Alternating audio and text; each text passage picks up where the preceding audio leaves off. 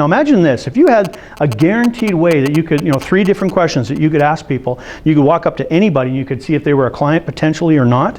And you could walk up and you could go, "Hi, my name's Rich.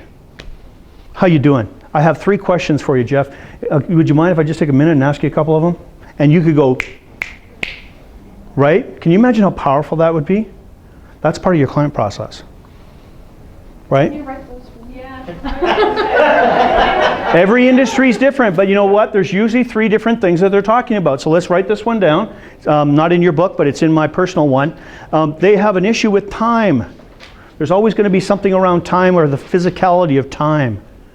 And so in your industry, it might look slightly different, but think about that. If there was a time issue with my clientele, what would that be? Never take time for myself. Right? Heather, by the time you realize that you don't have what you got. Margaret, every time I try, I take all and put all that energy into it, but I never seem to get anything done. Paul, it's too much trouble for me to try and switch over from the big ones.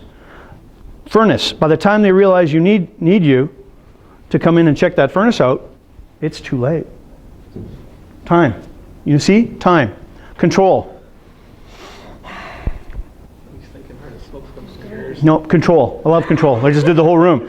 So there's something about control that we all love. And when people lose control, it's a prime opportunity for you to walk in as a vendor or as a service provider and have them come in contact with that. So whether you're providing service in the sense of a phone system, or whether you're turning around doing something in the healthcare industry, or whether you're providing service and product like Austin way back there, or Tim in the sense of what's going on here, there's a control issue that they want to maintain control with. And so control is always going to show up. So we got time, we got control, and economics usually. There's something to do with economics occasionally that pops up. And so it might be for Paul and his service, I'm getting sick and tired, of paying Bell. Well, that brings number 4 up. Well, for me, that's the service, right? Sick and tired of paying Bell, right? Economics. So economics will show up in your industry there, Karen. Economics, right? Shows up all the time. Pricing shows up all the time, right?